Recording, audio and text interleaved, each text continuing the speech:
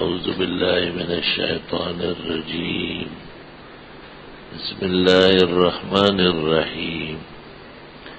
يا أيها الذين آمنوا أطيعوا الله ورسوله ولا تولوا عنه وأنتم تسمعون ولا تكونوا كالذين قالوا سمعنا وهم لا يسمعون. إن شر الدواب عند الله الصم البكم الذين لا يعقلون. ولو علم الله فيهم خيرا لأسمعهم ولو أسمعهم لتولوا وهم معرضون. يا أيها الذين آمنوا استجيبوا لله وللرسول إذا دعاكم لما يحييكم واعلموا أن الله يحول بين المرء وقلبه وأنه إليه تحشرون. واتقوا فتنة لا تصيبن الذين ظلموا منكم خاصة واعلموا أن الله شديد العقاب. واذكروا إذا أنتم قليل مستضعفون في الأرض تخافون أن يتخطفكم الناس فآواكم وأيدكم بنصره ورزقكم من الطيبات لعلكم تشكرون. يا أيها الذين آمنوا لا تخونوا الله والرسول وتخونوا أماناتكم وأنتم تعلمون. واعلموا أنما أموالكم وأولادكم فتنة والله عنده أجر عظيم. يا أيها الذين آمنوا إن تتقوا الله يجعل لكم فرقانا ويكفر عنكم سيئاتكم ويغفر لكم والله ذو الفضل العظيم. وإذ يمكر بك الذين كفروا ليثبتوك أو يقتلوك أو يخرجوك وإذ يمكر بك الذين كفروا ليثبتوك أو يقتلوك أو يخرجوك ويمكرون ويمكر الله والله خير الماكرين. اللهم صل وسلم على عبدك ورسولك ونبيك محمد أحمد وعلى آله وأصحابه وبارك وصل وسلم عليه. ہر کس از دست غیر نہ کند ہر کس از دست غیر نہ کند سعدی از دست خویش کند فریاد.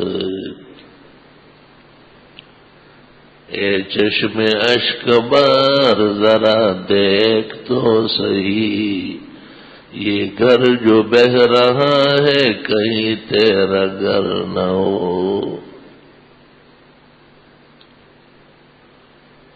قابل قدر بزرگوں،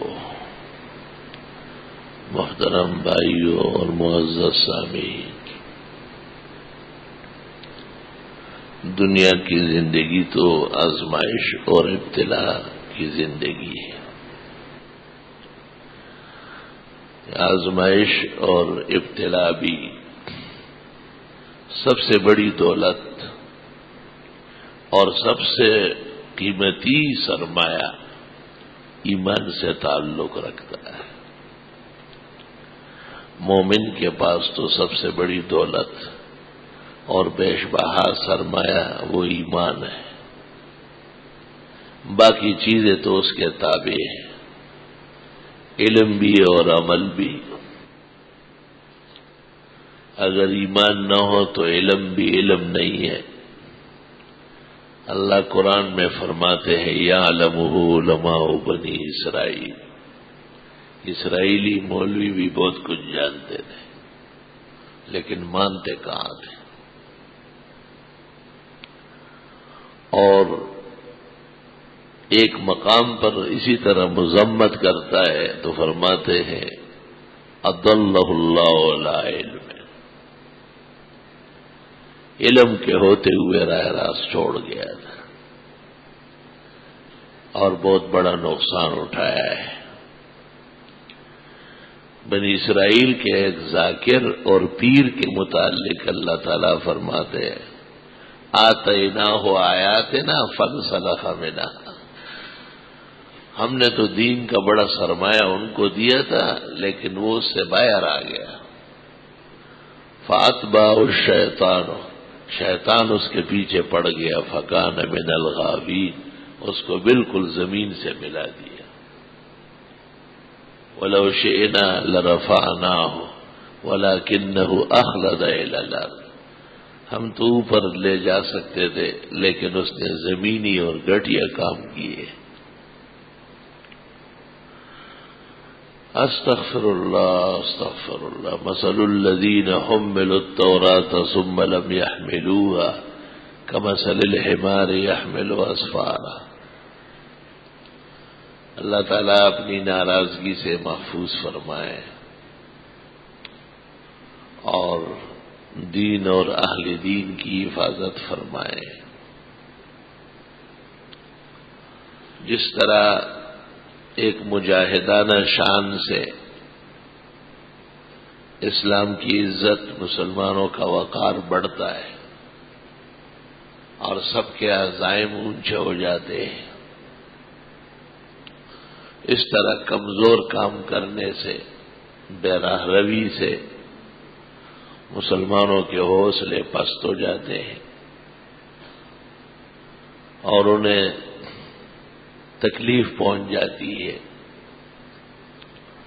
دنیا کے اندر تو صرف مسلمان نہیں ہے، کفار بھی ہے۔ هو الذی خلقکم فمنکم کافر ومنکم مؤمن، مسلمانوں سے زیادہ تو وہ لوگ ہیں، وہ ایسے موقع سے بڑا فائدہ اٹھاتے ہیں اور بہت خوش ہوتے ہیں۔ یہ ایک عنوان ہے جس کی تفصیل کی ضرورت نہیں ہے۔ دوسرا مسئلہ یہ سمجھنا چاہیے کہ ایک بہت اچھے کام کے لیے بھی جس طرح اخلاص چاہیے، ایمان چاہیے، اس طرح کامیاب پروگرام بھی چاہیے۔ اچھے اور عمدہ کام کی ذمہ داری زیادہ ہے کہ اس کے لیے اچھا ماحول، اچھی تدابیر، عمدہ فضا اور آگے بڑھنے والے اسباب اختیار کر لیے جائیں۔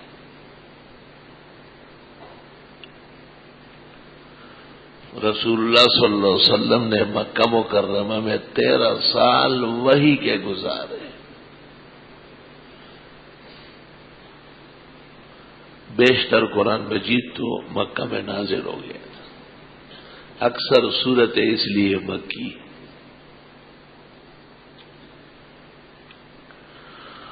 اور نمازیں بھی پانچوں مکہ مکرمہ میں ہجرت سے 2 سال پہلے فرض ہو گئی تھی۔ امام الحسن مولانا انور شاہ جیسے محدث تو کہتے ہیں کہ تمام احکام جمعہ تک مکہ میں فرض ہو چکا تھا، لیکن ماحول سازگار نہیں تھا، مسلمانوں کو آزادی نہیں تھی، تو فرضت بمکہ وکان تنفیذها بالمدینۃ المنورہ، فرض تو مکہ میں ہو گیا تھا لیکن حالات بہت کشیدہ تھے، تو پھر آپ نے اس پر عمل جو ہے وہ مدینہ میں جا کے کیا ہے۔ استغفر اللہ۔ پیغمبرانہ عزم اور استقلال.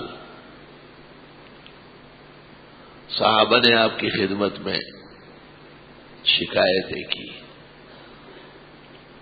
کہ بہت تکلیف ہے، مشرکین ستاتے ہیں، بڑے بڑے تکالیف ڈھاتے ہیں.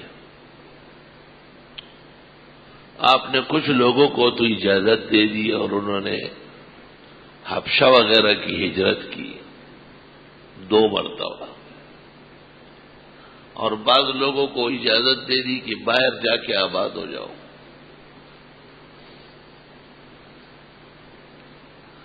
اور کچھ لوگ ایمان لانے آئے تھے تو آپ نے ان سے کہا کہ تکالیف بہت زیادہ ہے، حالات بہت خراب ہے، میرے رب نے میرے ساتھ مدد کا وعدہ کیا ہے، جب آپ دیکھ لیں کہ وہ مدد آ پہنچی. تو اس نے پوچھا کیسے پتہ چلے گا؟ آپ نے ایسا دیکھا؟ فرمایا یہ مکے کے پہاڑوں سے بھی پتہ چلے گا، ہر طرف روشنی ہو جائے گی. خدا کی مدد جب آتی ہے پھر کوئی سامنے رکاوٹ نہیں بن سکتا. اس وقت آپ آئے. لوگوں نے تعجب بھی کیا ہے کہ کسی ایمان میں تاخیر کہاں جائز ہے. جیسے آپ کو کوئی فجر میں کہے کہ میں مسلمان ہونا چاہتا ہوں، آپ ان کو کہے کہ شام کو آئے، یہ جائز نہیں ہے. شام تک اگر وہ مر گیا تو اس کے کفر کا ذمہ دار آپ ہوں گے. آپ نے کلمہ اس کو ابھی پڑھوانا ہے، مسلمان تو کرنا ہے، اور اس کو کہنا ہے کہ آپ جمعے میں یا شام کو آئے، میں آپ کو اپنے بزرگوں کے سامنے پیش کرتا ہوں، زیادہ فائدہ ہوگا اور اچھی طرح اللہ آپ کو کلمہ نصیب کرے گا. تاخیر جائز نہیں ہے کفر میں. تو علماء نے جواب دیا ہے کہ حضرت کی خدمت میں آنا اور آپ کا رضامند ہونا بس ایمان ہو گیا اجمالی. تفصیل کے لیے اوقات درکار تھے. مکہ مکرمہ میں ایک پیچیدہ بات یہ تھی کہ جو لوگ وہاں رہتے تھے وہ اپنے آپ کو ابراہیمی اور حنفیون کہتے تھے کہ یہ ابراہیمی ہے اور حنفی ہے. حنفی امام ابو حنیفہ کے ماننے والے کو صرف نہیں کہتے ہیں بلکہ حنفاء یہ بھی ابراہیم علیہ السلام کے ماننے والوں کا لقب ہے. ما کان ابراہیم یہودیا ولا نصرانیا ولکن کان حنیفا مسلما. حنفاء للہ، اللہ تعالی کے لیے یکسوئی اختیار کر رہے ہیں. وہ اپنے آپ کو یکسو قسم کے موحد کہتے تھے، اور بہت ساری چیزیں ان میں توحید کی تھی. جیسے بچے کا نام رکھتے تھے تو صحیح نام رکھتے تھے. حضرت کے والد کا نام عبداللہ، ان کے دادا عبد المطلب نے رکھا ہے. عبداللہ بالکل بہترین نام. اور کتنے عبداللہ مکہ میں آپ کی ولادت سے پہلے. بچہ پیدا ہو جاتا تو اس کا باقاعدہ ختنہ ہوتا. جوان ہو جاتا اور شادی ہوتی تو شادی کے بعد ولیمہ ہوتا. اور مر جاتا تو اسے نہلاتے، کفناتے، جنازہ پڑھ کر دفناتے. جنازے تک کا رواج تھا. تھے مشرک. آپ کے زمانے کے بدعتی و مشرکوں کو دیکھو، یہی چیزیں تھی، شکل علیحدہ تھی، کام یہی تھا جو انہوں نے سنبھالا ہے. عقیدہ ان کا یہ تھا کہ اللہ تعالیٰ نے سارے کام نہیں کرنے، معاذ اللہ استغفر اللہ. بہت سارے کام اللہ تعالیٰ نے اپنے پیاروں کے سپرد کیے ہیں، اور شیطان ان کو غلط باتیں پڑھاتا۔ ظاہر شیطان اسی دن کے لیے ہے۔ قرآن مجید سورۃ مریم کے اخیر میں ہے کہ شیطان کفار کو ناکارہ کاموں کے لیے تیار کرتا رہتا ہے۔ عوام میں مشہور ہے کہ کافر کے ساتھ شیطان نہیں ہے، یہ بالکل جھوٹی بات ہے، یہ لعنتی قسم کے لوگوں کی بات ہے، فضول بات ہے۔ اپنی طرف سے گھر بیٹھ کر قاعدے قانون بناتے ہیں، نہ سر اور نہ پیر۔ اِنَّا أَرْسَلْنَا الشَّيَاطِينَ عَلَى الْكَافِرِينَ تَؤُزُّهُمْ عَزًّا، ہم نے کافروں کے اوپر شیطان مسلط کیے، وہ نئے نئے کفر کے لیے ان کو آمادہ کرتے ہیں۔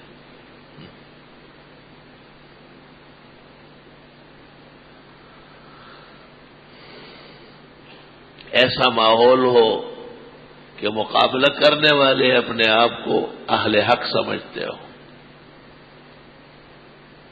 اور ان کے درمیان میں باطل کی سرکوبی یہ بہت مشکل ہوتی ہے۔ احتیاط کی ضرورت زیادہ ہوتی ہے۔ احتیاط امام ابو حنیفہ کے نزدیک تمام امور میں واجب ہے۔ فتاوی ہندیہ جلد اول میں لکھا ہے الاحتیاط فی الامور واجب عند ابی حنیفہ۔ امام صاحب کہتے ہیں ہر کام احتیاط سے کرو۔ احتیاط عقل کا ادب ہے، جیسے چھرا ہے، بہترین قسم کا تیز و تند، بہت قیمتی ہے، خربوزہ بھی کاٹ سکتا ہے، آم بھی کاٹتا ہے، سبزی بھی، گوشت بھی، یہ کسی کی گردن بھی کاٹ سکتا ہے۔ آپ کہتے ہیں احتیاط کریں، کہیں ایسا نہ ہو کہ اپنے سینہ چاک کر لیں۔ چھوٹے بچے یا مجنون سے احتیاط نہیں ہوگی، اور حدیث میں ہے تم اسلحہ کے ساتھ نہ کھیلو، کہیں ایسا نہ ہو کہ شیطان آئے اور تمہیں نقصان دے، کیونکہ اس کا ایک حصہ وہ کنٹرول سے باہر ہے۔ خود انسانی جسم میں ایسے اعضاء موجود ہیں، ان ہاتھوں سے ہم خیر کے کام بھی کرتے ہیں، ان ہاتھوں سے ہم کسی کو پکڑ کے چانٹا بھی رکھ سکتے ہیں، ان پیروں سے آپ مسجد کی طرف آتے ہیں، اپنے جائز کاموں کے لیے چلتے ہیں۔ لیکن کیا ڈاکو اور چور کی نئے پیروں سے چلتا ہے؟ کیا یہی ہاتھ پیر استعمال کرتا ہے، احتیاط نہیں کرتا، غلط عادی ہو جاتا ہے۔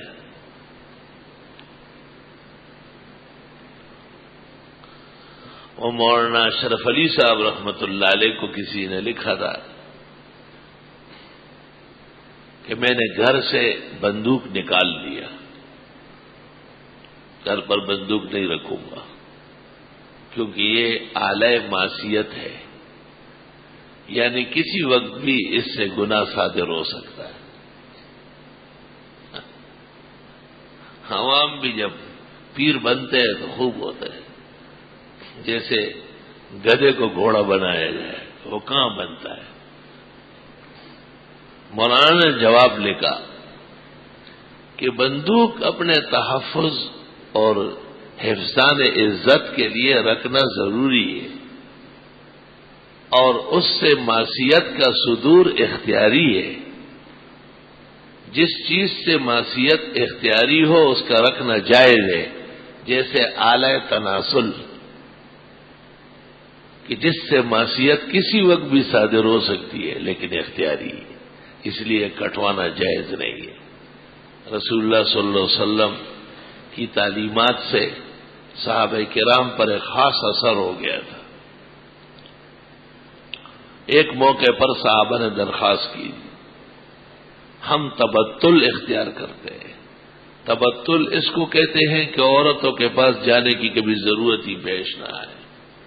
آپ نے منع فرمایا کہ اس کی اجازت نہیں ہے، اور بخاری میں صحابہ کہتے ہیں کہ اگر حضرت ولو رخص لنا لاختصینا، اگر اجازت دے دیتے تو ہم سب خسی ہو جاتے، تاکہ کبھی گناہ کی سوچ و فکر ہی نہ آئے. لیکن پیغمبرانہ مقامات کے سامنے ایسے وسوسے بہت کمزور ہے، ان کی کوئی حقیقت نہیں ہے. احتیاط بھی بہت ضروری ہے، اور دین اور دنیا دونوں کاموں کے اندر. یہ میں دیکھتا ہوں کبھی بارش ہو جاتی ہے تو یہ مسجد کی چھت ہماری کھلی ہے، یہ چکنی ہو جاتی ہے، تو نمازی آتے ہیں، میں ادھر سے دیکھتا ہوں تقریباً ہر تیسرا چوتھا نمازی گر پڑتا ہے. یہ صرف اس لیے کہ انہیں بہت کچھ پڑھایا گیا، لیکن یہ سبق نہیں پڑھایا گیا کہ احتیاط کرے چلنے میں. جب قریب میں ہوں اور مجھے ملے تو میں اس کو کہتا ہوں الم نجعل لہ عینین، کاش کی تیری دونوں آنکھیں نہ ہوتی، دونوں اندھی ہوتی. خدا نے تو اتنے بہترین روشنیاں عطا فرمائی. جہاں آپ نے دیکھا کہ زمین گیلی ہے تو احتیاط کرو. اب گیلی زمین آپ کے جسم کا حجم پورا نہیں اٹھائے گی، اور ذرا سے بے احتیاطی ہو گئی تو لمبے لمبے پڑے رہو گے. احتیاط جتنا شریعت میں ہے شاید دنیا کے کسی فکر میں اتنی احتیاط. نام رکھنے میں احتیاط، کھانے میں احتیاط، پینے میں احتیاط. بخاری شریف میں حضرت کی خدمت میں جب بھی کھانا آتا آپ دریافت فرماتے یہ کون سا کھانا ہے، کہاں سے آیا، کون لایا، کس نے پکایا. بیویاں پوری تفصیل کھڑے کھڑے ذکر کر لیتی، پھر آپ بسم اللہ پڑھ کے شروع کرتے. اب کتنے بڑے بڑے لوگ ہوتے ہیں، بس ان کے سامنے اچھی بریانی ہو، اچھا پلاؤ، بعد میں دیکھا جائے گا کہ یہ کسی 11ویں کا تھا یا تیجے اور چیلم کا کھانا تھا. اوہو، اس اوہو سے کیا فرق پڑ گیا آپ کا؟ اوہو، یہ مرد کی طرح پہلے کر لیتے، برتن اٹھوا لیتے. یہ مشرکانہ بدعت سے لبریز دین دشمنی کا پکا ہوا کھانا ہے، اس کو نہیں استعمال کرنا ہے. اللہ اکبر. اور بات تو وقت پر جچتی ہے. جب حضرت کھانا کھانے بیٹھ گئے اور آپ کے پیچھے تکیا رکھ دیا گیا تاکہ آرام سے کھائے، تو آپ نے اس تکیا پر ہاتھ رکھ کر اور اس تھوڑی دیر بعد اس کو پیچھے دھکیلا اور فرمایا لا کلو متکئا، ٹیک لگا کے کھانا کھانا جائز نہیں. انما آکلو کما یاکل العبد، ایسا کھاؤں گا جیسے اللہ کے عاجز بندے، تابعدار بندے کھانا کھاتے ہیں. یہ تو فرعون و مغروروں کا طریقہ ہے. اب بوڑھا ہے، بیمار ہے، بیٹ والا ہے، نا مسائل ہے، ان کے لیے تو نماز کا قیام معاف ہے. لیکن ہٹا کٹا مسٹنڈا وہ تکیوں کے بیچ میں بیٹھا ہوا ہے. آپ نے فرمایا یہ فرعون و حامان کا طریقہ ہے. وقت پر بات کرنا ضروری ہے، وقت پر بات نہ کرنا بھی بے احتیاطی ہے. ایک آدمی سینکیا اور زہر استعمال کرنے لگا، آپ بعد میں کہیں گے تو اس کی قبر پر جا کے کہیں گے. پہلے سے آپ بتائیں کہ یہ کھانا، یہ چیز استعمال کے لائق نہیں ہے، اس سے نقصان ہو سکتا ہے. اچھے ارادے اور اچھے کام کے لیے بھی احتیاط کی ضرورت ہے. اچھے کام اور اچھے ارادے کے لیے اور بڑے مضبوط کام کے لیے احتیاط کی ضرورت ہے.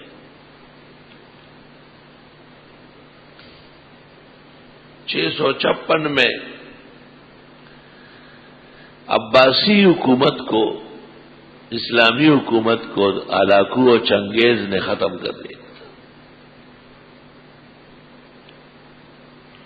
937 میں بابر نے ہندوستان آ کر دوبارہ حکومت قائم کی. اور 712 میں شہاب الدین نے غورستان سے آ کر قائم کی تھی۔ جب تک احتیاط رہی، دیکھ کے چلنا تھا تو کام صحیح تھا۔ اورنگزیب تک احتیاط مکمل تھی، بہت احتیاط۔ اور ہمارے زمانے میں حکمران بھی غیر محتاط ہیں، ان کو پتہ ہے کہ میں نے جانا ہے، جتنی آگ لگانی ہو وہ لگا لو۔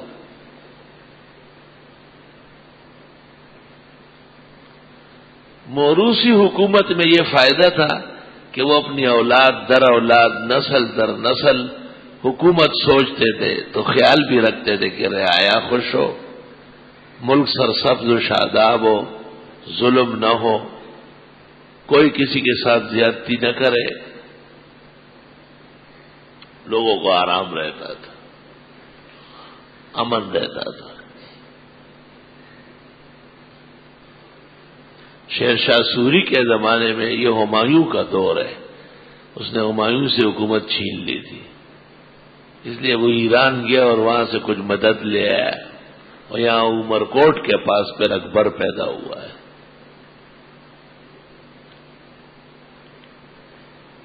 تو شیر شاہ کے عدل کا یہ عالم تھا کہ یہ کلکتے سے لے کر کے غزنی تک ایک روڈ بنایا ہے، پشاور سے ہوتے ہوئے، جس کو جرنیلی روڈ کہتے ہیں۔ یہ کلکتے سے نکلا ہے اور غزنی میں جا کے ختم ہوا، یہ ساری ان کی قلم رو ہے۔ اب آپ بتائیں، ان کے پاس کرین تھے، ہوائی جہاز تھے، کیا چیز تھی، کتنے سال لگے؟ اور تاریخ میں لکھا ہے 3 مرتبہ گھوڑے پر شیر شاہ اس کو دیکھنے کے لیے آگے پیچھے ہوا ہے، پورا روڈ چیک کیا ہے، کہاں کام ہوا ہے کہاں۔ اور جب راستے میں نشان لگایا کہ یہاں کنواں کھودو، میٹھا پانی نکالو، اور کنواں ایسا ہو کہ ڈول بھی لگا ہوا ہو اور خود بھی آدمی اتر کے پی سکے، جس کو اس زمانے میں باولا کنواں کہتے تھے، سیڑھی لگی ہوتی تھی نیچے تک۔ وہ کنویں اب بھی موجود ہیں، اٹک کے پاس 2-4 موجود ہیں۔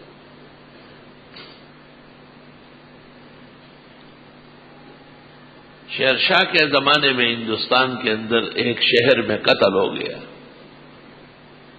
اور قاتل نامعلوم تھا۔ آپ نے وہاں کے قاضی کو کہا قاتل کو پکڑو،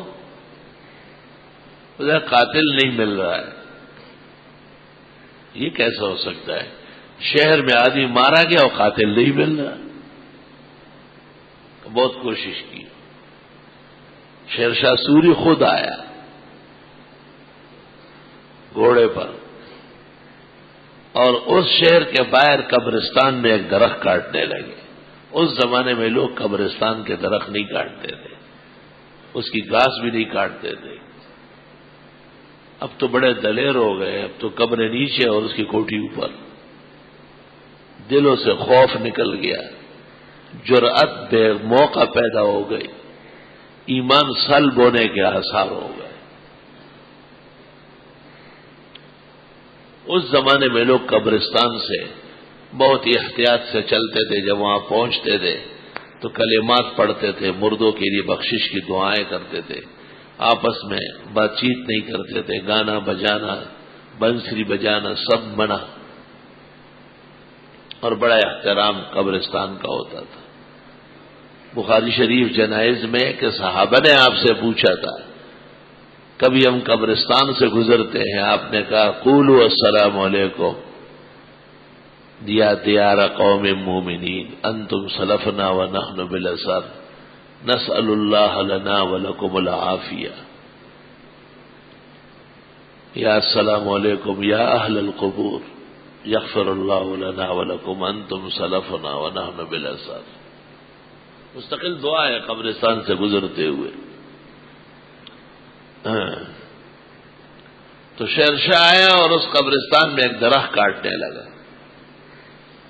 قریبی مسلمان سب جمع ہو گئے اور کہا صاحب آپ کہاں سے آئے، کیا کر رہے ہیں، ہمارے قبرستان کا درخت کیوں کاٹتے؟ انہوں نے کہا کیوں؟ کہا قبرستان کا درخت نہیں کاٹنا چاہیے۔ ٹھیک، یہ مسئلہ ہے؟ کہاں مسئلہ ہے؟ کہا اچھا یہ بتاؤ درخت کاٹنا زیادہ خطرناک ہے یا انسان کو کاٹنا؟ انہوں نے کہا نہیں انسان تو خیر بہت بری بات ہے، کہ یہ جو قتل ہوا ہے اس کا قاتل کدھر ہے؟ وہ تمہیں کیوں پتہ نہیں چلا ہے؟ کہتے چند لمحوں میں قاتل گرفتار ہو گیا۔ خدا کی مدد تھی ان کے ساتھ۔ ہمارے حکمرانوں کے لیے شہر میں اموات کی گئی، وہ کہتے ہیں اچھا ہوا ہے۔ یہ جمہوریت کا عین تقاضا تھا، جمہوریت اس کو کہتے ہیں۔ وہ ایک جھوٹا آدمی تھا، وہ جب بھی حدیث سناتا کہتے مسلم شریف میں، جب بھی حدیث سناتا کہتے مسلم شریف میں۔ کوئی مسلم شریف کا استاذ تھا، اس نے مسلم شریف لے آئے، اس نے کہا اس میں تو نہیں ہے۔ اس نے کہا بھائی باولے احمق، میں خود مسلم ہوں، یہ میری فیکٹری کا بنا ہوا ہے، یہ خود جمہوریت ہے۔ جہاں دیکھا کہ ان کی مرضی کے خلاف ہے اور ان کو بڑے آقا نے احکامات دے دیے، پھر ان کی تیزی اور تندی دیکھنے کی ہوتی ہے۔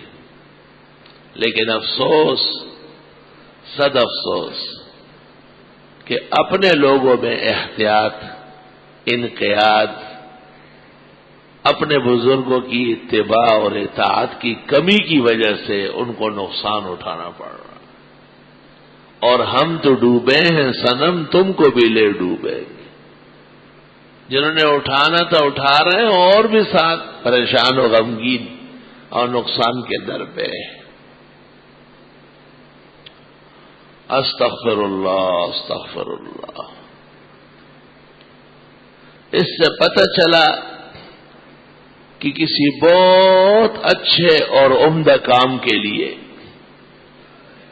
اس سے بڑھ کر احتیاط، عقل، فراست کی ضرورت ہے۔ اور اتنی بڑی احتیاط اور عقل ہر شخص میں ہوتی نہیں، تو پھر جن کی عقل علم زیادہ مانا جاتا ہے ان پر اعتماد کیا جاتا ہے، ان سے مشاورت کی جاتی ہے۔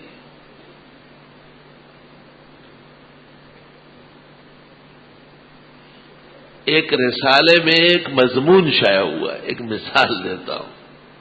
مضمون اس طرح تھا، امام ابو حنیفہ کا استدلال اور ان کا جواب۔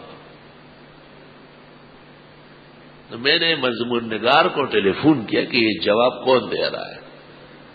اس نے کہا کہ میں دے رہا ہوں۔ میں نے کہا آپ تو 1400 سال بعد کے کوئی تخم آئے ہیں، تجھے امام ابو حنیفہ سے ہم کلام ہونے کا حق کس نے دیا ہے؟ نہیں جی یہ تو علم ہے، یہ تو ایسا ایسا ہے۔ میں سمجھ گیا کہ اس پر حماریت کا غلبہ ہے۔ وہاں کے ادارے کا جو بڑا عالم اور محتمم ہے، بہت بڑے عالم ہیں، میں نے ان کو فون کیا اور صرف اتنا کہا کہ آپ کے ماہنامے میں یہ اس طرح آیا ہے، بس یہ سنتے انہوں نے کہا انا للہ و انا الیہ راجعون، حضرت معاف فرمائیں، میں انشاءاللہ ابھی تادیب جاری کر دیتا ہوں۔ انسان انسانوں میں کتنا فرق ہے۔ کسی کو سمجھانا اتنا مشکل ہے جیسے بین سے کے کان میں بین بجایا جائے، اور کسی عقل مند کے لیے ادنا سا اشارہ کافی ہوتا ہے۔ جوش اور جذبہ اور اخلاص یہ آپس میں جمع ہو جاتے ہیں۔ حضرت عمر رضی اللہ عنہ وہ کتنے موقعوں پہ سخت غصہ آیا۔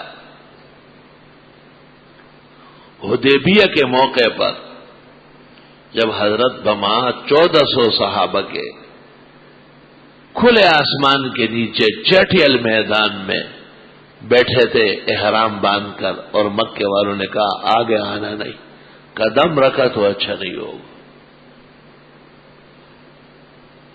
آپ نے ان سے طویل مذاکرات کیے اور اتنے خطرناک لوگ تھے، دشمنی تھی بہت بڑی۔ دشمن کا لب و لہجہ تو زہریلا ہوتا ہے، وہ کوئی آپ کے ہونٹوں میں چاشنی نہیں چھوڑے گا، وہ ہمیشہ ایسی بات کرے گا جس سے آپ کا دل و دماغ پگھل جائے۔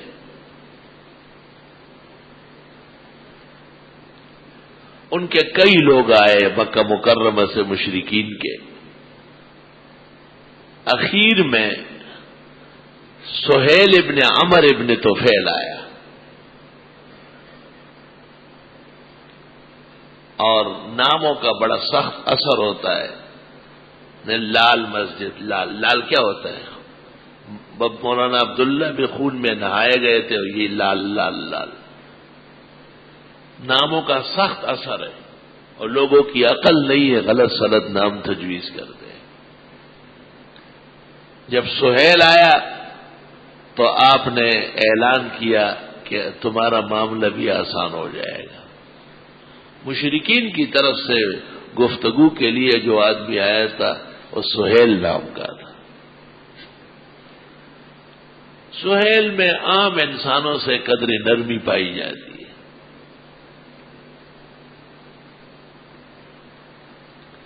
لیکن میں صرف مثال دیتا ہوں، وہ سہیل کیسا تھا اس کا سن لیں، جس کے متعلق پیغمبر نے اعلان کیا تھا کہ کچھ معاملہ بنے گا، مذاکرات کامیاب ہو جائے گا. جب آپ نے لکھوایا ھذا ما قاضى محمد الرسول اللہ، اس نے کہا خبردار، ہم کب مانتے کہ آپ خدا کے رسول ہیں؟ ہمارے ساتھ مذاکرے میں آپ رسول کا لفظ نہیں لکھیں گے. لو نعلم انك لرسول اللہ لما منعناك ولا قاتلناك، اگر ہم مانتے کہ آپ پیغمبر ہیں نہ حرم آنے سے روکتے نہ آپ سے جنگ کرتے. ہم تو نہیں مانتے آپ کو، آپ لفظ رسول ہٹائے. یہ وہاں کے سہیل کا حال ہے. ایسے حکومت میں اچھے لوگ جو ہوتے ہیں آئی سوال. آپ نے علی کو کہا اس کو مٹاؤ، اس نے کہا لام ہو کہ میں نہیں مٹا سکتا. ایک محبت کی وجہ سے علی نے یہ کہا، یہ نہ کہ بات نہ مانتے، نبی کے کہنے کے بعد مجال کسی کا کیا ہے. آپ نے بھی حضرت علی کے ساتھ اس معاملے میں سختی نہیں کی. آپ نے کہا مجھے کاغذ دے دو اور جگہ بتاؤ کہاں ہے. انہوں نے کہا یہ لکھا ہوا ہے. آپ نے خود اسے مٹایا اور وہاں پر لکھا ھذا ما قاضى علیہ محمد ابن عبد اللہ، اور پھر فرمایا جس طرح میں خدا کا رسول ہوں اس طرح حضرت عبداللہ کا بیٹا بھی ہوں. اس سے صلح نہیں تو اس سے ہو جائے. پھر آپ نے فرمایا یہ جو کچھ مجھ سے مانگیں گے میری کوشش ہوگی کہ حدود حرم میں خون کا قطرہ نہ گرے. قطرہ خون کا نہیں گرنے دوں گا. توبہ توبہ. اور شرائط ایسی عائد کی گئی جو بظاہر مسلمانوں کی حد تک تھی، سخت توحید. مثلا کوئی مسلمان ٹوٹ کے مکہ آیا تو واپس نہیں ہوگا، اور کوئی مکے کا عادی مسلمان ہو کے مدینہ گیا تو واپس کرنا لازم ہے. آپ نے کہا لکھو یہ ٹھیک ہے. صحابہ ایک دوسرے کو دیکھنے لگے. حضرت عمر رضی اللہ عنہ کے جسم کو آگ لگی اور آپ کو کہا کہ آپ کو اپنے پیغمبر ہونے میں شک ہے کیا آپ نے نہیں اعلان کیا کہ ہمارے مقتول جنت میں ہوں گے اور ان کے مقتول جہنم جائیں گے؟ دین میں اتنی کمزوری کی کیا ضرورت ہے ماننے کی؟ آپ نے ان کو دیکھا، کہا عمر میں خدا کا پیغمبر ہوں، تم میرے رب کو دیکھو وہ کیسے کر رہا ہے، میرا رب کیا کرتا ہے اس کو دیکھ لو. اللہ اکبر. بڑوں کی باتیں بڑی ہوتی ہیں نا. دیکھیں جو آپ نے فرمایا کہ ہم سے ٹوٹ کے یہاں آیا، ہم اس کو کیا کریں گے؟ وہ تو مرتد ہوگا. مرتد تو واجب القتل ہے. اور فرمایا جو ان سے ٹوٹ کر ہمارے ہاں آئے گا اللہ اس کے لیے راستہ بنائے گا، راستے خاص اللہ کے ہاتھ میں.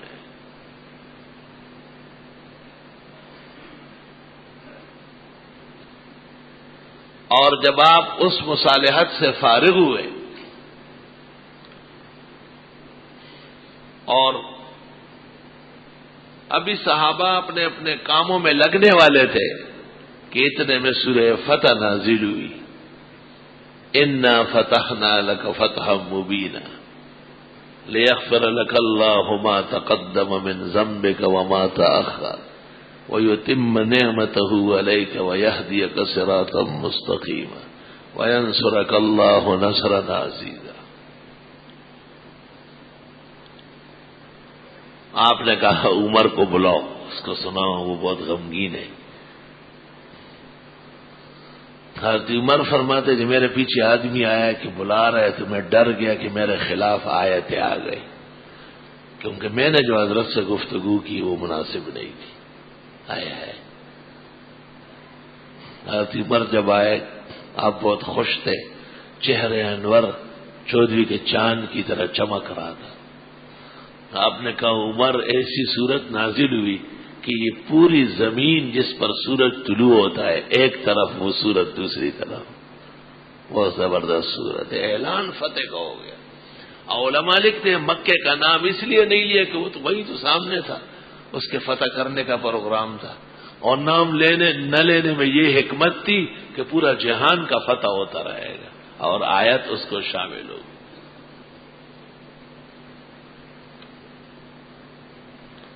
حضرت کا سینہ دل گردہ ہمت، اللہ تعالیٰ نے قرآن کریم میں ایک جگہ کہا ہے کہ پیغمبرانہ عزائم اور ارادے پہاڑ سے بڑھ کر مضبوط ہیں، صلی اللہ علیہ وسلم۔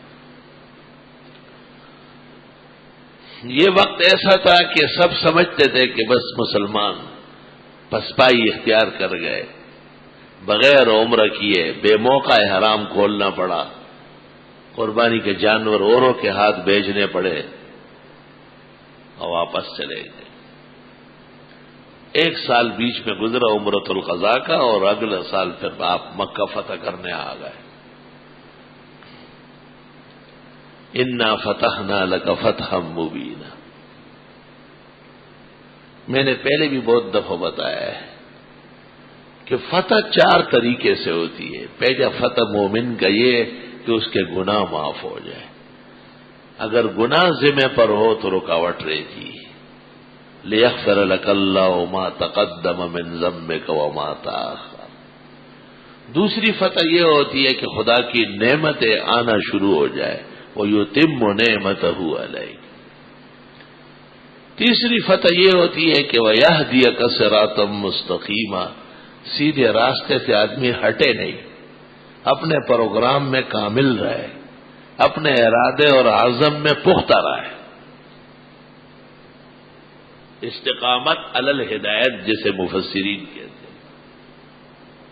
اور چوتھی فتح وہ ہے جس کو آپ بھی جانتے کہ فتح ہے، وَيَنْصُرَكَ اللَّهُ نَصْرًا عَزِيزًا، بھرپور مدد آنا، لیکن وہ آخری چوتھے نمبر پہ، اس سے پہلے بہت پاپڑ بیلنے ہوتے، توے چے مرنے وے شہید شیخ و پکور کے وائے، او دغه سے نشی و پا میدان باندھے کبان بنی سا۔ پشتو کا ایک شاعر ہے، وہ کہتے ہیں تم بھی چاہتے ہو کہ میں مروں نہیں شہید ہوں، لیکن گھر سے نکلتے نہیں ہیں، پلنگ کے اندر ہی شہادت چاہتے ہو۔ چاہتے سب ہے کہ ہو اوج ثریا پہ مقیم، پہلے پیدا تو کوئی کرے ایسا قلب سلیم۔ ہمت مردانہ، استقلال، شریعت کے بارے میں احتیاط، آداب بہت ضروری ہے۔ اللہ یا رب مسلمانوں کی مدد فرما خدایا۔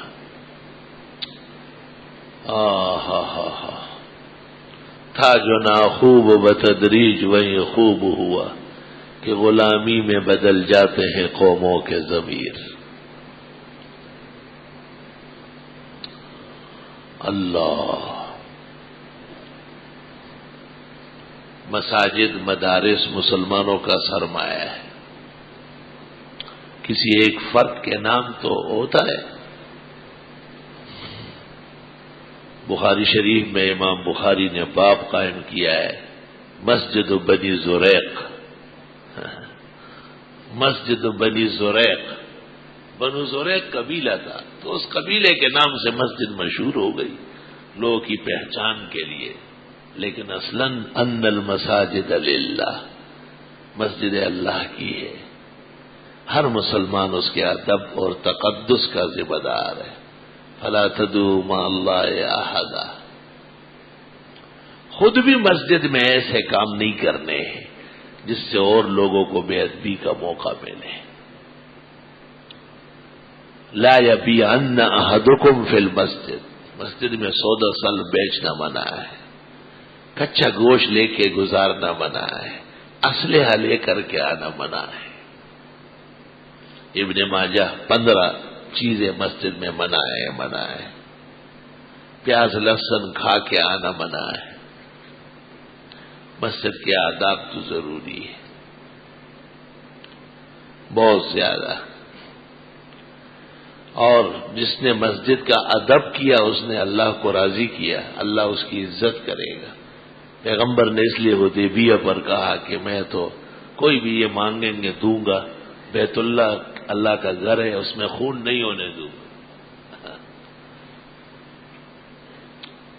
سن 8 ہجری میں آپ آئے اور ایسی زبردست تدبیر فرمائی، جنگی نقشہ بنایا کہ باقاعدہ لڑائی حرم میں کئی نہیں ہوئی. صرف خالد بن ولید سے اوپر معلّہ میں کچھ مشرکین کے لونڈے لفنگے جمع تھے، حضرت پر پتھر مارنے کے لیے کہ آپ جب کعبے میں آ کے نماز پڑھیں گے تو اس دوران پتھر ماریں گے.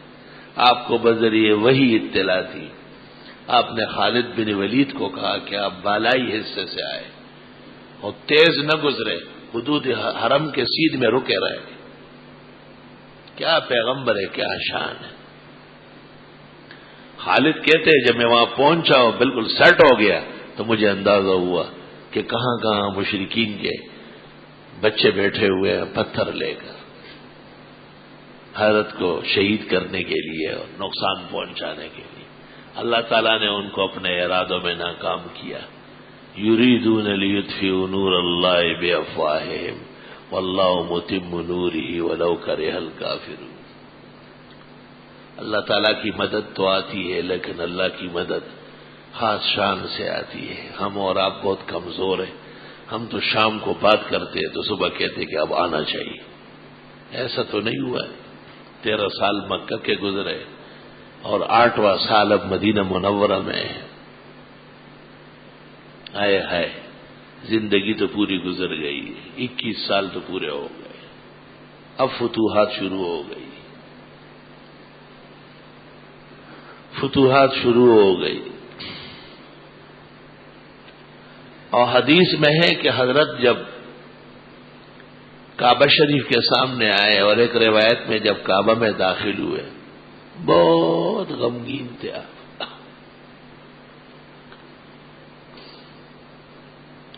آپ پر غم اور افسردگی کا بے انتہا اثر تھا اور صحابہ بڑے حیران تھے کہ ایسا کیوں ہے.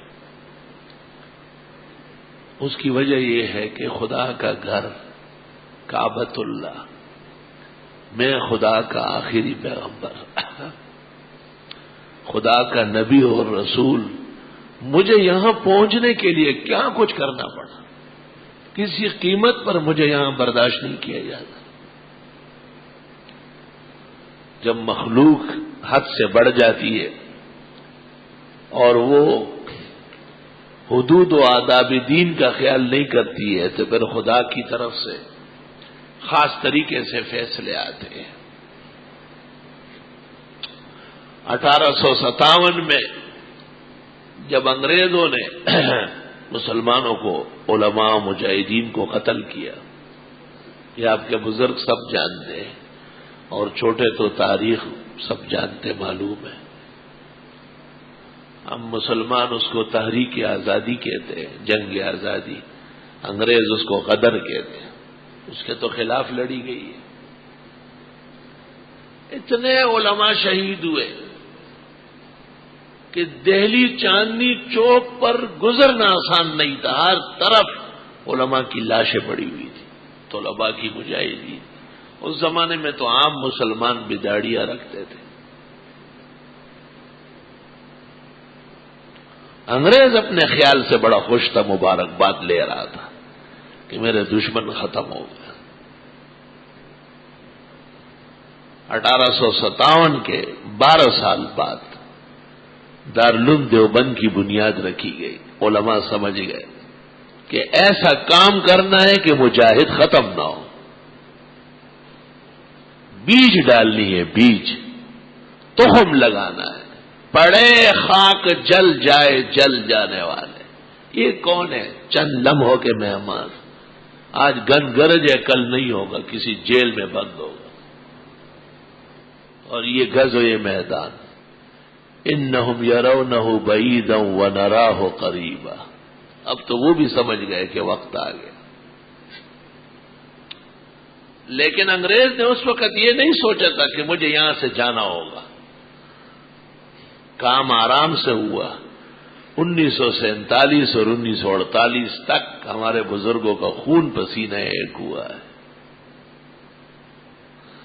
وطن کے کام آیا ہے اسی کا عزم فولادی. وطن کے کام آیا ہے اسی کا عزم فولادی. حسین احمد کے قدموں کا تصدق ہے یہ آزادی. شیخ الاسلام شیخ العرب والعجم صدر المدرسین دارالعلوم دیوبند حضرت اقدس مولانا حسین احمد مدنی مراد ہے. انور صابری نے شعر کہا ہے، بعض حملے بعض اٹیک مہنگے پڑتے ہیں. صبر و تحمل اچھی چیز ہے اور اس کا وقت باقی تھا، اور لوگوں کی شاباش لینا کارگر نہیں ہے. عقل مند نے کہا ہے 100 شاباش اکٹھے ہو جائے ایک کوڑی نہیں بنتی اس سے. کسی کو آپ کہیں شاباش شاباش شاباش بڑا اچھا ہے، اپنے مولویوں کو اپنے لوگوں کو مارنے میں بڑی زبردستی دکھائی ہے آپ نے. یہ ساری شاباش اکٹھے کر لو ایک پائی نہیں ملے گی. اس کے لیے آپ کو علیحدہ جولی بچھانی پڑے گی. اب کچھ دے نا، ہم نے تو آپ کی باتیں مان لی. میں زیادہ باتیں اس موضوع پر نہیں کرتا کیونکہ اس طرف سے بھی فحش غلطیاں ہوئی. تمام اکابر علماء اور بزرگوں نے ان کو منع کیا، اور اللہ تعالی نے ایمان کی فراست سے بزرگوں کو یہ دکھایا تھا کام اچھا ہو وہ جس کا کہ معال اچھا ہو. بس ایک بات کرتا ہوں کہ اندرا گاندھی نے سکھوں کے دربار پر جب اٹیک کیا تو اگلے دن اخبارات میں وہ بڑی بڑی داڑیاں سکھوں کی اور ان کے جو پارے وارے ہوتے وہ سب اوندے منہ پڑے ہوئے تھے، سب مرے تھے. اندرا گاندھی بھی بہت کندھے ہلاتی ہوئی دہلی جا رہی تھی کہ میں جیت گئی، لیکن آج اس کی نسل موجود نہیں ہے. یاد رکھیں، سکھ جیسی قوم جن کا ایمان نہیں ہے انہوں نے اس کو معاف نہیں کیا. جس نے اپنے دور میں جس جگہ زیادتی کی وہ اس کے انجام کو اٹھائے گا، برداشت کرے گا، وہ اس سے بچ نہیں سکتا ہے. عزمک آفاتی عمل غافل بشو گندم از گندم برویت جو. صرف ایک جگہ کی بات نہیں ہے، نہ وہاں کے مولویوں کی غلط، کیونکہ ہمارے تمام بزرگ دارالعلوم دیوبند کے مسلک کے اس وقت 2 بزرگ مسلم آئے سیاسی طور پر، مولانا فضل الرحمان، مولانا سمیع الحق، کسی درجے میں جا کے قاضی صاحب بھی، اور مذہبی طور پر دینی مدارس اور مساجد سے متعلق محدث کبیر استاذ العالم شیخ الحدیث حضرت مولانا سلیم اللہ خان صاحب حفظہم اللہ ووقاہم اللہ عن عداوت العدیان. ہر صاحب اس وقت پاکستان کے علماء اور اہل حق کا آن بان ہے. اس بڑھاپے 90 سال کے قریب عمر ہے، بار بار منتیں کرنے گئے سمجھانے. مولانا کی سربراہی میں دارالعلوم دیوبند سے متعلق 17,000 مدارس پاکستان میں کام کر رہے ہیں. سب سے بڑی تعداد دنیا میں، صرف پاکستان میں نہیں، مدارس کی دارالعلوم دیوبند کے مسلک کے مدارس. یہ مزارات والے ٹھینگا بینگا، یہ غریب تو ان کو مدرسے کا کیا پتہ، یہ تو خوش آوازی سے کام چلا لیں گے اور قبر ان کے لیے چاہیے. مولانا نے بھی محنت کی بہت، اللہ ان کو جزائے خیر دے، اور بڑا سانحہ ہے ان جیسے پیرانہ سالی میں. اور تمام مسلمان جو جتنے درد مند اور غمگین ہیں، یقیناً ان کو دین کا درد اور فکر ہے، لیکن حکمرانوں کو ہوش کے ناخن لینا چاہیے. حکمران اپنی کامیابی کشمیر میں جا کے دکھائے جو پاکستان کی ریڑھ کی ہڈی چھینی گئی ہے، اس میں کتنی نرم پالیسی ہو گئی دینے پر رضاوت. حکمران عراق میں جو روزانہ مسلمان تہتے ہو رہے ان کے بچانے کی کوشش کرے.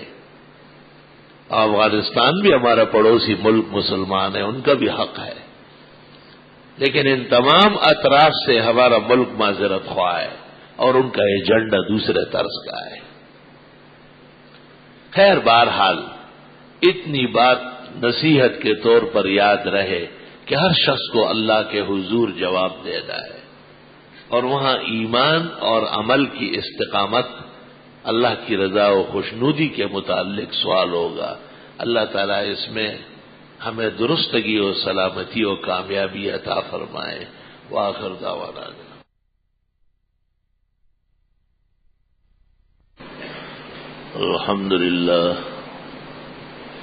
الحمد للہ حمدا کثیرا وسبحان اللہ بکرۃ واصیلا. اللہ اکبر کبیرا. اشہد ان لا الہ الا اللہ وحدہ لا شریک لہ واشهد ان سيدنا ومولانا محمدا احمد عبده ورسوله صلى الله تعالى عليه وعلى اله واصحابه وبارك وسلم عليه. اما بعد فيا ايها الناس وحدوا الله فان التوحيد راس الطاعات واتقوا الله فان التقوى ملاك الحسنات. عليكم بالسنة فإن السنة تهدي إلى الإطاعة ومن أطاع الله والرسول فقد رشد واهتدى ومن يعص الله ورسوله فقد ضل وغوى. وإياكم ومحدثات الأمور فإن كل محدثة بدعة وكل بدعة ضلالة. أما بعد فأعوذ بالله من الشيطان الرجيم. يا أيها الذين آمنوا استجيبوا لله وللرسول إذا دعاكم لما يحييكم واعلموا أن الله يحول بين المرء وقلبه وأنه إليه تحشرون. واتقوا فتنة لا تصيبن الذين ظلموا منكم خاصة واعلموا أن الله شديد العقاب. واذكروا إذا أنتم قليل مستضعفون في الأرض تخافون أن يتخطفكم الناس فآواكم وأيدكم بنصره ورزقكم من الطيبات لعلكم تشكرون. يا أيها الذين آمنوا لا تخونوا الله والرسول وتخونوا أماناتكم وأنتم تعلمون. واعلموا أنما أموالكم وأولادكم فتنة وأن عند الله أجر عظيم. يا أيها الذين آمنوا اتقوا الله يا أيها الذين آمنوا إن تتقوا الله يجعل لكم فرقانا ويكفر عنكم سيئاتكم ويغفر لكم والله ذو الفضل العظيم. بارك الله لنا ولكم في القرآن العظيم ونفعنا وإياكم بالآيات والذكر الحكيم. إنه تعالى جواد قديم كريم ملك بر ورب رؤوف رحيم.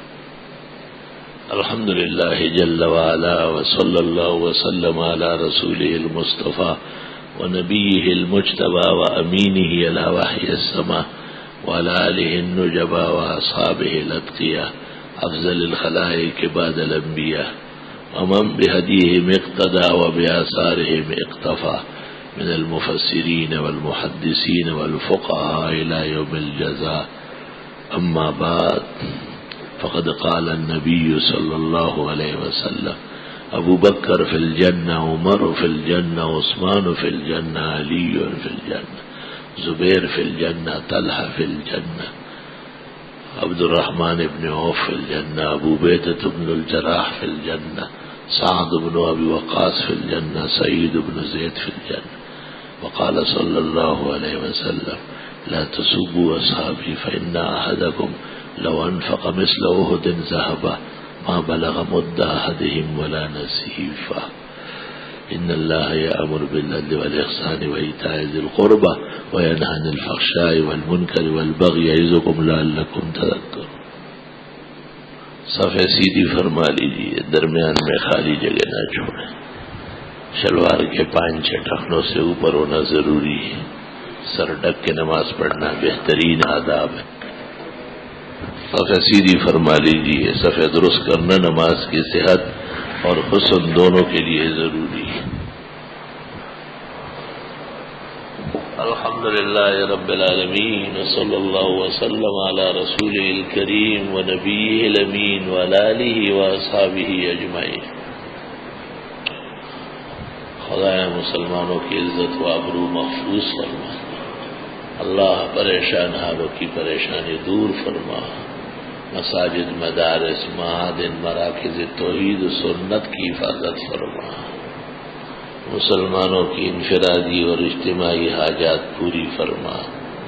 اپنے اسلام کا جوش و جذبہ با احتیاط و ادب اور لحاظ احکام کے ساتھ نصیب فرما. اللہ خطیات، تقصیرات انفرادی اجتماعی معاف فرما. جن ملکوں میں مسلمان زیر عتاب ہے اللہ ان کے نجات و رہائی کے اسباب پیدا فرما.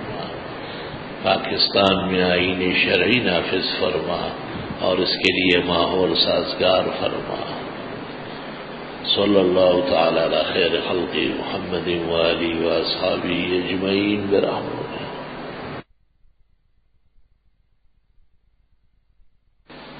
آگے بڑھنے والے جلدی نہ کریں، نمازیوں کو آرام سے نماز پڑھنے دیں. کسی بھی نمازی کے آگے گزرنے کا کسی کو کوئی حق نہیں. مسجد میں آواز ہر جگہ پہنچتی ہے.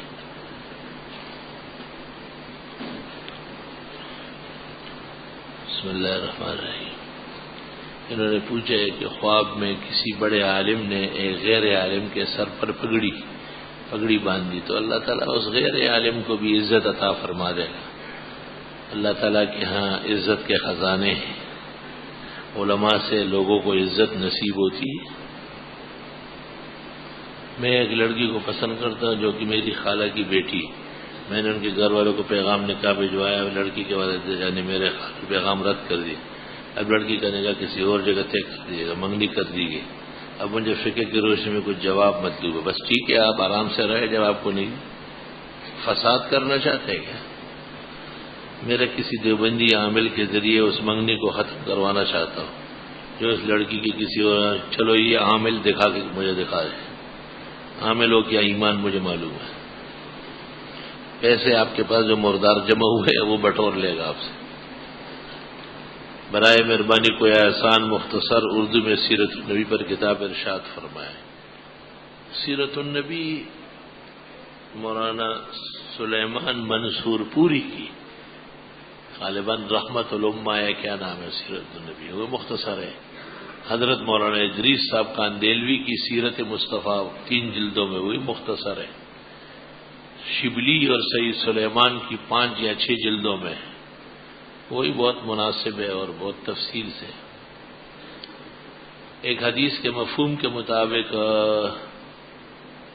چنے کس کے پاؤں اللہ کے راستے میں گرد آلود ہوں گے جس کے اس پر جہنم کی آگ حرام ہو جائے. یہاں کون سا راستہ مراد ہے؟ جہاد کا یا تبلیغ کا؟ جہاد کا راستہ مراد ہے. علم حاصل کرنے کا راستہ مراد ہے. اور تبلیغ اس ضمن میں آ جاتی ہے. تبلیغ والے جہادی بھی مانتے ہیں اور علماء و طلباء سے بھی محبت کرتے ہیں. تبلیغ والے بھی پڑھنے والے ہیں لیکن وہ 6 نمبر پڑھتے ہیں اور 6 نمبر یاد ہونا بھی اچھی بات ہے. اور بھی وہ بزرگوں سے علماء سے باتیں سنتے ہیں، شوق سے سنتے ہیں. اہل حدیث جماعت اسلامی پنجپیری کے مقتدی ہونا کیسا ہے؟ بس ایسا ہی ہے جیسے آپ نے لکھا ہے. غیر مقلد جن کو آپ جہالت کی وجہ سے اہل حدیث کہتے ہیں گمراہان ہیں. مودودی جماعت کی گمراہی پر علماء حق کا اتفاق ہے. پنجپیر مولانا صاحب خود دارالعلوم دیوبند کے فاضل، البتہ ان کے کلام اور تحریک میں بیجا تشدد تھا، جس کی وجہ سے حضرات ناراض رہے، ورنہ ان کے اہل حق ہونے میں کوئی شک نہیں تھا۔ ایک وظیفے کی اجازت مجمع میں آپ نے دی، کیا دوسرے لوگ آپ کی اجازت سی ڈی سن کر بھی اس سے وظیفہ لے سکتے ہیں؟ لے، اجازت ہے۔ چمچے سے چاول کھانا جبکہ بہت گرم ہو یا بہت نرم ہو یا ضرورت ہو جائز ہے، بغیر کسی وجہ کے جی چمچہ دو چمچہ دو، یہ انگریزوں کی چمچہ بازی۔ اللہ تعالیٰ نے اپنے انگلیاں ہاتھ دیے نوالا بھر بھر کے لے، ہاں اگر عذر ہے، انگلی پھٹی ہوئی ہے، ہاتھوں میں کوئی ورم زخم ہے، خدا نہ کرے، اور کوئی ایسا راشا ہے تو وہ معذور اپنی جگہ اٹل ہے، اس کے لیے بلا شبہ چمچ کا استعمال جائز ہے۔ وہی دن خان جن کا رسالہ ہندوستان سے نکلتا ہے، پکا غیر مقلد، پکا غیر مقلد، اہل حق کا دشمن ہے۔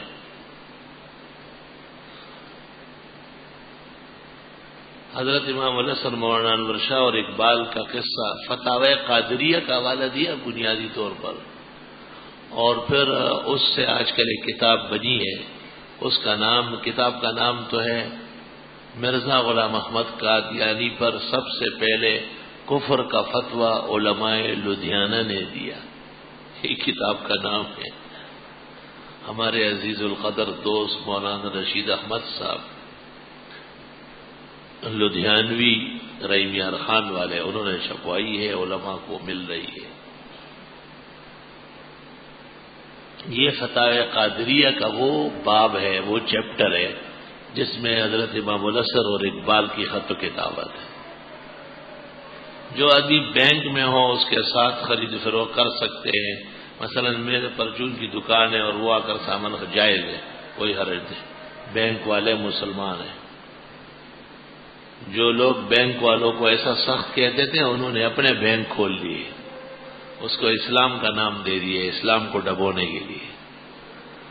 جیسے گدھے اور خچر کے اوپر لکھلے شاندار آسٹریلیا بچڑا، اور کتے کے کان پہ لکھے کہ بہترین بلوچستان کا پہاڑی بکرا، اور گٹر لائن سے اپنے گھر پانی لے آئے، اس کے اوپر لکھ لے آب زمزم، شرم تم کو مگر نہیں آتی۔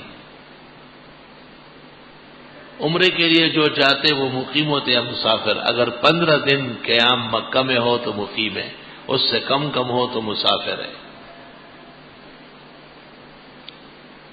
میرے بیٹے کی عمر 23 سال، غیر شادی شدہ ہے، کیا باپ بحالت مجبوری شرمگاہ دیکھ سکتا ہے؟ ڈاکٹر کی ہدایت کے مطابق ہاں، ڈاکٹر جیسے علاج کرتے ہیں، پٹی لگاتے ہیں، آپریشن کرتے ہیں، اس طرح کوئی عذر ہو تو جائز۔ داڑھی رکھ کر انسان کو اپنی اصلاح کرنی چاہیے، یا پھر اصلاح کر کے داڑھی رکھ لے، دونوں کام کرے۔ پہلے داڑھی رکھ لی تو اب اصلاح شروع کرو، اصلاح شروع کیے تو اب داڑھی رکھو۔ وہ شخص جو داڑھی رکھنے کی کوشش ہی نہ کرے، کیا اس سے بہتر ہے جو رکھنے کی کوشش کرتا ہے؟ جی ہاں، اچھائی کی کوشش کرنے والا کوشش نہ کرنے والے سے بہتر ہے۔ جماعت کی نماز کھڑی ہے، ایک آدمی سنت پڑھنے میں مصروف ہے، کیا اس آدمی کے سامنے سے گزر کر جماعت کی؟ جی ہاں، ابن الحمام نے فتح القدیر شرح ہدایہ میں لکھا ہے، چند صورتیں لکھی، ان میں یہ بھی ہے کہ حصول جماعت کے لیے راستے میں کھڑے ہوئے نمازی کے آگے سے گزر کر صف بنا لے۔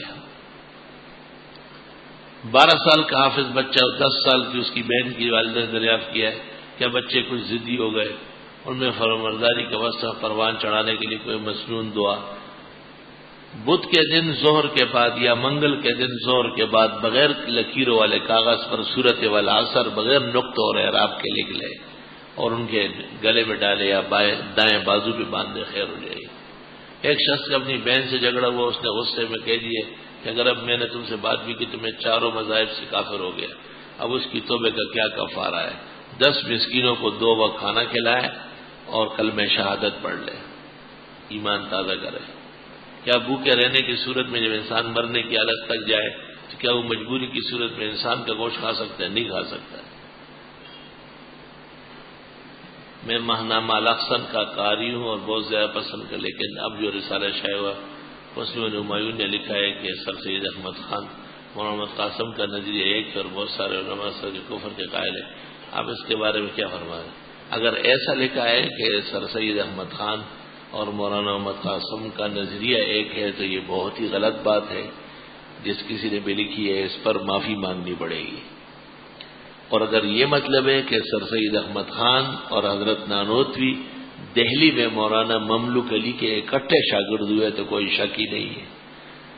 اور اگر یہ لکھنے کا مقصد ہے کہ مولانا محمد قاسم نانوتوی کی وفات پر سر سید احمد خان نے اپنے ہاں جو تعزیتی پروگرام کیا ہے اس پروگرام میں دیکھنے کے بعد سر سید کو کافر کہنا بہت مشکل بات ہے.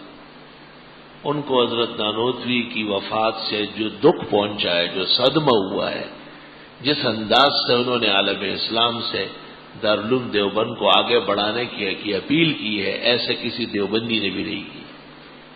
حضرت نانوتوی کی وفات پر ان کا گزٹ دیکھ کر کے ان کے متعلق میرے نظریے میں بھی فرق آیا ہے. لیکن اس کے باوجود دونوں کا نظریہ ایک نہیں تھا. ایک علوم دین کے ذریعے ترقی چاہتے تھے اور سر سید انگریزوں کے توسط سے ترقی کے قائل تھے. حضرت عمر کے دن 20 رکعت تراویح کا سلسلہ کر گیا کہ حضرت عائشہ 20 رکعت، سب صحابہ 20 پڑھتے تھے. تبلیغی حضرات کہتے ہیں کہ ہم رائے سے اجازت ملی ہوئی ہے کہ ہم بریلوی امام کے پیچھے نماز پڑھ لیں تو کچھ مذائقہ نہیں ہے. تبلیغیوں کو اور رائے والوں دونوں کو اللہ ہدایت دے. اللہ تعالیٰ ان دونوں کو ایمان نصیب فرمائے کہ مشرک اور بدعتی کی نماز سے بچیں. داڑھی نہ رکھنے والے کے لیے کیا حکم ہے؟ مجرم ہے، گناہگار ہے. اگر عصر میں نکاح کے بعد عشاء میں ولیمہ کرے درست ہے.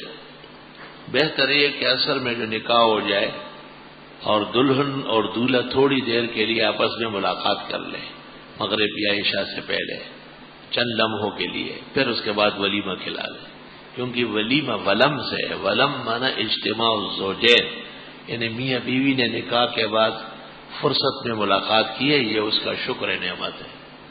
تو میاں بیوی ابھی ملے ہی نہیں اور ولیمہ کھائے جا رہا ہے.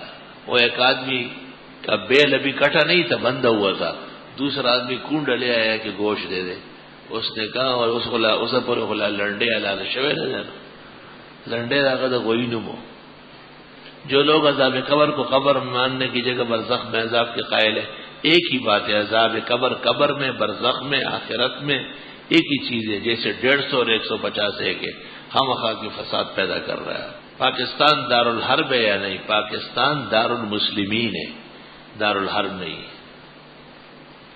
اس علاقے میں این جی اوز ترقی کے نام پر کام کرتے ہیں. مثلا واٹر سپلائی اسکیم، اس اسکیم کو وہاں کے لوگ استعمال کرنا درست ہے، بشرطے کہ وہ اس بہانے وہاں چرچ نہ بنائے، مندر نہ بنائے. وہ پھر یہ کام بھی کرتے ہیں. آپ کا سایہ تھا یا نہیں؟ درست بات یہ بخاری کی حدیث کہ آپ کا سایہ تھا، سایہ نہ ہونے کی روایت غلط ہے. پان سگریٹ کا خرید و فروخت جائز ہے، ناپسندیدہ. احمدی اور مرزائی جیسے 150 اور 150. رفع دین کون سے دین سے ثابت ہے، کون سے دین سے منسوخ ہے؟ رفع دین ختم ہو چکا ہے، اس کی کوئی ضرورت ہی نہیں ہے. درست بات یہ ہے کہ بار بار ہاتھ اٹھانے سے نماز مکروہ ہوتی ہے. فتاوی بزازیہ میں بار بار دونوں ہاتھ اوپر کرنے سے فساد صلاۃ کا حکم ہو، نماز فاسد ہو جائے گی. جب آدمی سفر پر جاتے ہیں تو بیوی کو اپنے والدین یا لڑکی کے والدین کے پاس چھوڑنا چاہیے. نیز بہو کے اوپر سسر ساس کی خدمت کرنے کا شرعاً کوئی حق ہے یا نہیں؟ سفر پر جاتے وقت لڑکی کے والدین کے پاس جہاں لڑکی کی عزت آبرو محفوظ ہو وہاں پر چھوڑ دیں. بہو کے اوپر ساس سسر کا اور داماد کے اوپر ساس سسر کا شرعاً کوئی حق نہیں ہے.